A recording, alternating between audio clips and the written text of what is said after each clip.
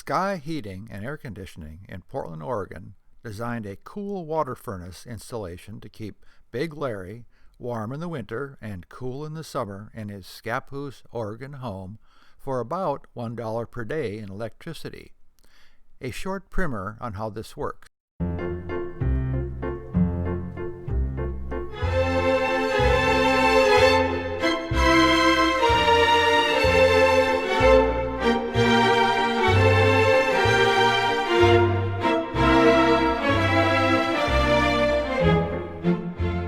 And water furnaces are engineered and built in the good old USA in Fort Wayne, Indiana.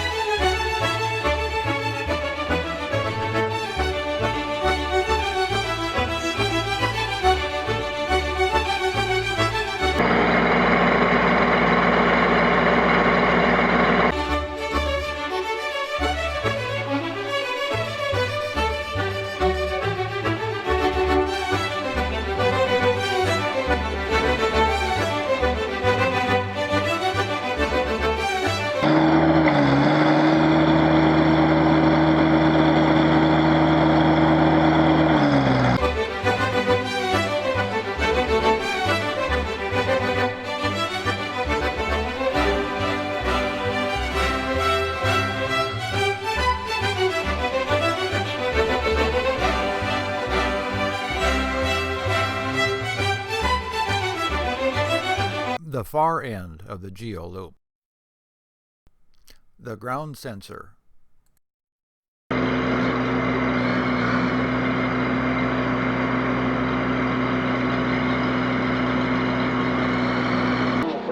Yeah. So you need air.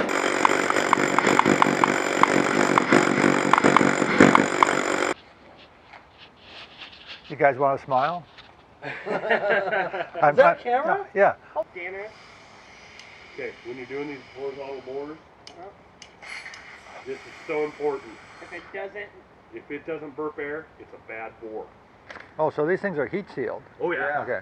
Yeah, this is It's welded technically. socket fusion. Okay.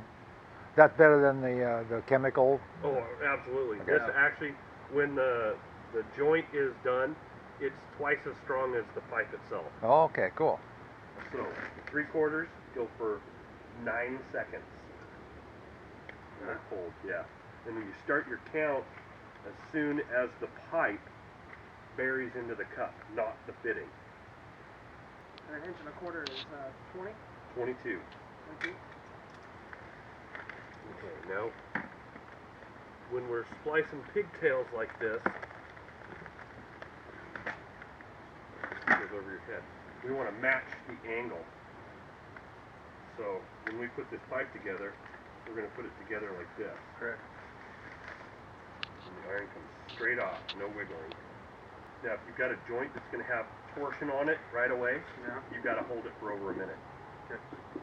And this all feeds into the 2-inch trunk then? 1.25 inches, yeah. 1.25 inches, okay. Yep.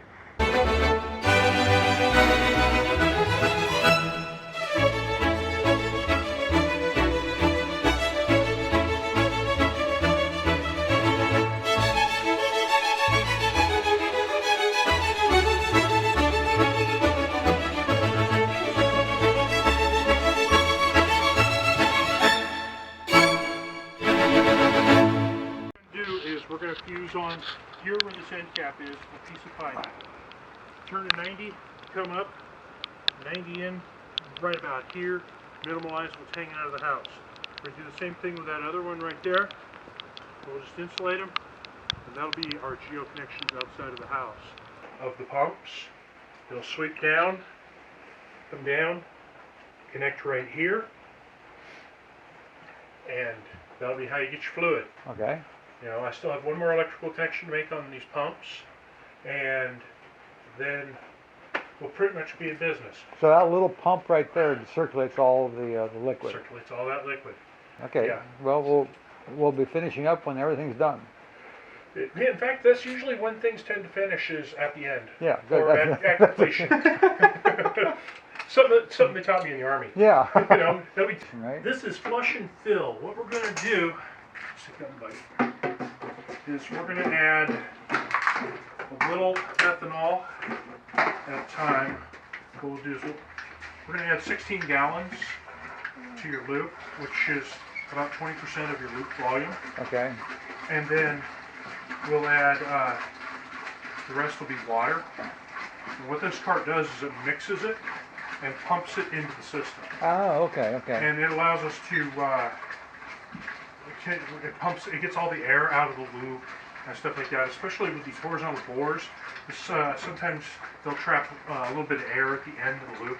And this is really good at getting it out, and then it gets it pressurized Okay. to the right PSI. 16. Take 16. The power has died at the final stages of install, so we're going to finish this job by flashlight. And so this morning we have Charles back from the power outage, and Anthony's joining in. We're gonna see if we can't get this finished. So are you just topping it off now? Yeah. Yeah. One of the threads on one of those brass bushings is leaking. Yep. No good. We cranked it tight and it's still Yeah. leaking. Yeah. So yank them out and just go with a new bushing. But water furnace actually builds the flush carts Okay. with the pumps and everything that move at a minimum of 12 gallons per minute to ensure a proper flush. If you don't have your pump just set right, you won't Yeah. get a proper flush and you'll leave air in the loop. Well, it's like a clever device. Mhm. Yeah. So now when the water heater gets looped in, that's just sucking heat off the It's using condenser? excess heat, yep. Okay. And the machine is intelligent, and it will know based on the thermostat what the load on the house is, Okay. and if it can give heat to the desuperheater, or if it needs it all for the house. And so then it'll determine when that pump comes on to circulate water for the desuperheater. Now, one of the things when you're watching your pressure gauge, it should move immediately. If it does not move immediately, or if it fluctuates, Yeah. there's still air in the loop. Okay, one of the things you can do is you can disable the machine. Right, yeah. Go into manual operation until it blows or compressor speed 0. Yeah, then kick on the strips. And 15? That's a humming little pump to get 15. Yep. That's So a powerful pump. technically, this is where you would adjust. You could adjust that max down, because we only are looking for 3 GPM per ton. Yeah. 3 ton, we 3 only ton, need 9. 9. But So we're getting 15 gallons a minute, or is that? Mhm. Yeah. Which is, just better. let's see, look, our pressure's up about 30. Yeah, pushing 30. See, that's perfectly fine. Check This the is- physical desup switch. Yeah, because we're going to shut it off. You always test it with it off. With it off, yeah. So I set this up last time we were here, but just to go through it Just in again. case. Sensor setup, brine, antifreeze, Freeze, yeah.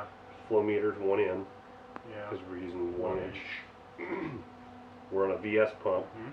so you could actually go up in here, Change it to like an FC. ENFC or VS plus the 2699s. Yeah. You can tell that there's an open loop. Okay. Blower is an ECM. We have energy monitor on here, so we're going to need to pop the door and get our line voltage so we can adjust it for the energy monitor. Yeah. But that we can set up after we're running. And so Anthony's changing the dip switch, was it called? Yep. Switch for- for our for- freeze protection. For from an open loop to a closed loop. So for your mode, this gives you the options to turn the system to off, heat only, cool only, automatic changeover, and emergency heat. Okay. Automatic changeover, of course, you would get to see both your cooling and your heating temperatures. You'd set both, and it will automatically change from heat to cool. I don't recommend doing this until you have your program in there. So we'll just leave it in heat for now. Fan, this gives you automatic, intermittent, and continuous. Okay. Continuous is just on. Now, what's the difference between intermittent and automatic? Intermittent, you can actually program an on and off time. So the fan will come on, Oh, okay, blow, okay, and then shut off. okay, Whereas continuous, of course, is always on and automatic. The machine controls when the Yeah. fan will come on. auto probably makes sense. Auto is where most people keep it. Continuous fan has its benefits. It can keep the air in the house stirred and filtered. It will even out the temperatures from downstairs to upstairs because it's constantly mixing the Okay. air in there. And because you have a very efficient blower now, you're not going to see much energy usage to do that. Okay, So a lot of people, when they have huge differentials between parts of the home, will leave their fan on continuous to solve that problem. so do you recommend that then? It is a good idea, Okay, absolutely. okay. So what this is going to do is once the machine has satisfied and shuts down, the blower will go to 50% speed. Okay.